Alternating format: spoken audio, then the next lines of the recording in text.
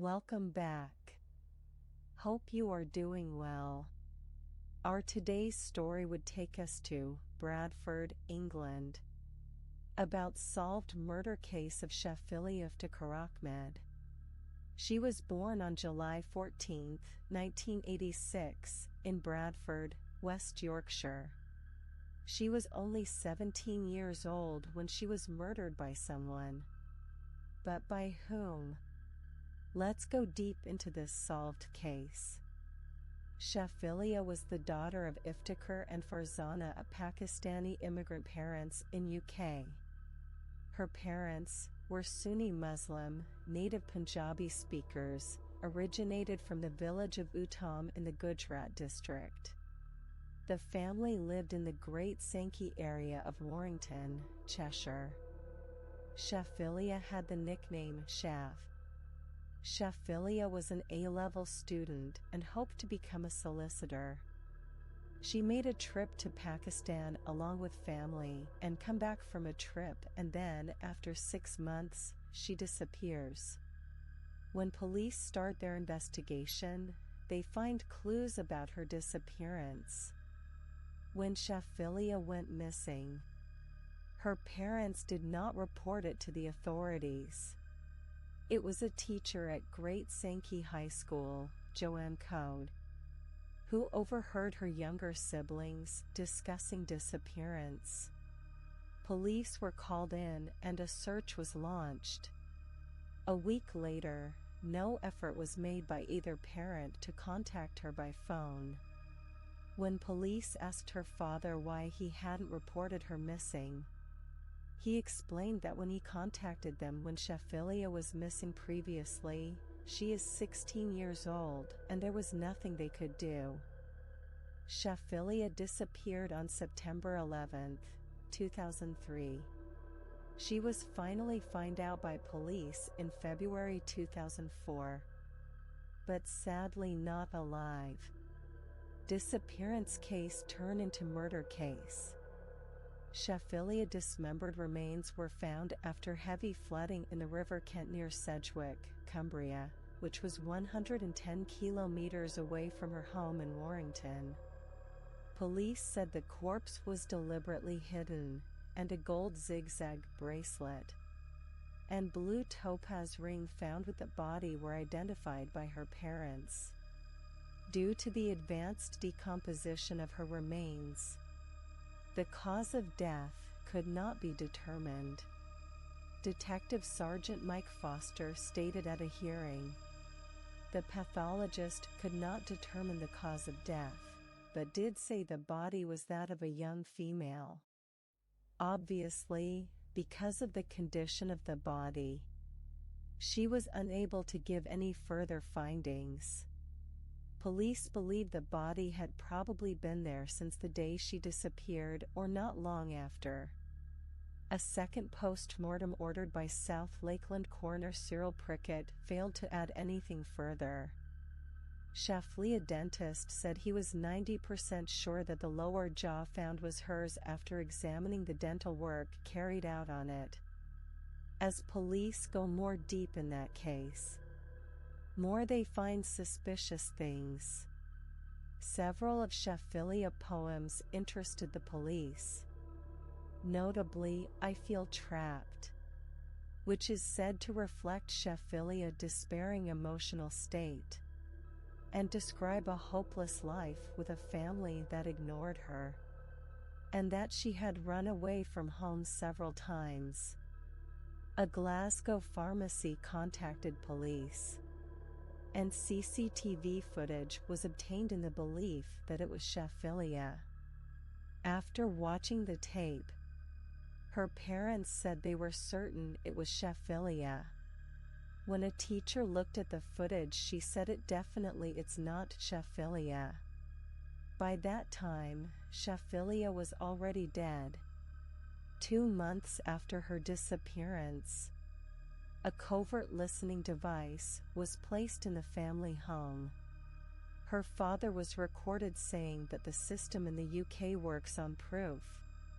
And without proof, even if you kill 40 people, until it is found, They can't do anything to you.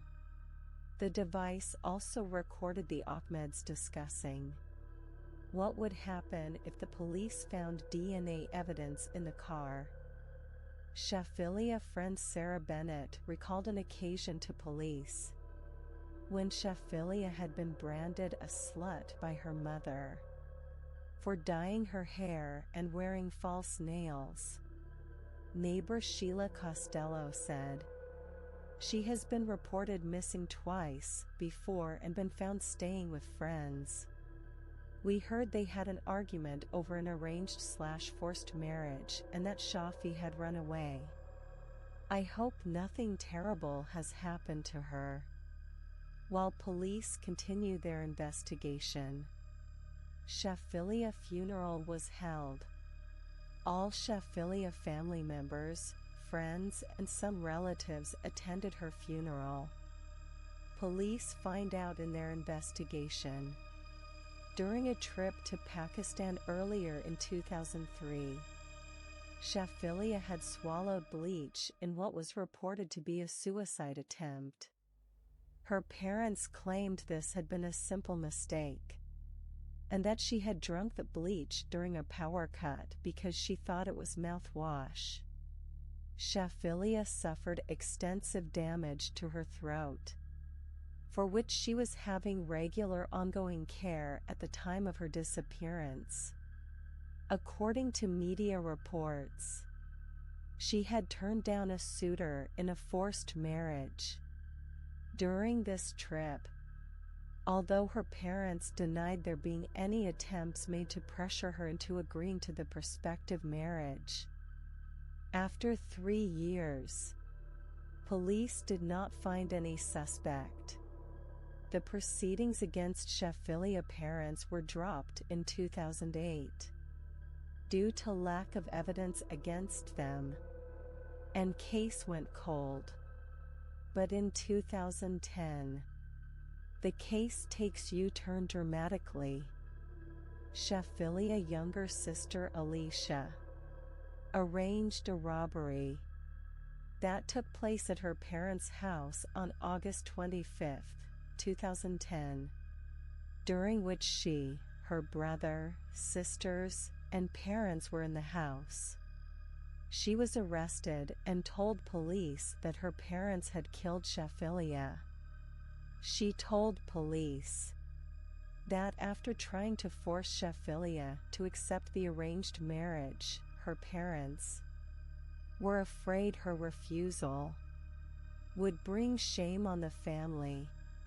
So her father put a plastic bag in Shafilea's mouth and suffocated her to death. Shafilea was torn between two cultures. Her parents, an ultra-conservative Pakistani couple, who were born in the rural village of Uttam in the Gujarat district, wanted her to marry a cousin in his late 20s, who was a decade older than their daughter, and become a devoted wife of his cousin, possibly never to return to the UK again. Shafilea repeatedly refused their calls for an arranged marriage, and, in the eyes of her parents, she brought shame on the family. Her friendships with other boys meant she was effectively damaged goods. As a cry for help, she drank bleach in Pakistan 6 months before her death on September 11, 2003. Her parents maintained that she had mistaken it for mouthwash. A stupid and obvious lie. The violence meted out by her parents escalated in the months before her death, and she was frequently held down and beaten by both of them. Ultimately, Shafilea was killed for her resistance. According to her sister Alicia's evidence, her mother Farzana uttered the final command to her husband, "Let's finish it here." And they stuffed a plastic carrier bag into her mouth as she sat on a settee at the family home. blocking her airways and suffocating her to death. Shafilea was born in Bradford, when her taxi driver father was still married to a Danish woman, with whom he had a baby son. He married Farzana, his cousin.